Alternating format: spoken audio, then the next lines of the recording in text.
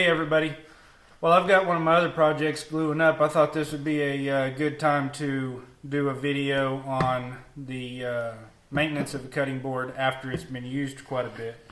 I've got another video of me actually putting this cutting board together for my mom, and she's had it a little over 6 months now, and she's used it quite a bit. So we're gonna get it sanded up and re-oil it, and just kind of show you the process that goes into doing maintenance. You can do this yourself if you've bought an end grain cutting board from somebody, or edge grain or whatever.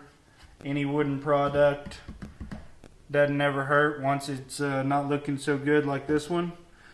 Just sand it. You don't have to use a palm sander like I'm going to use. You can hand sand it. It'll just take you a little bit longer, but you just sand it up, clean it off, and put some more oil on it, and you're good to go again.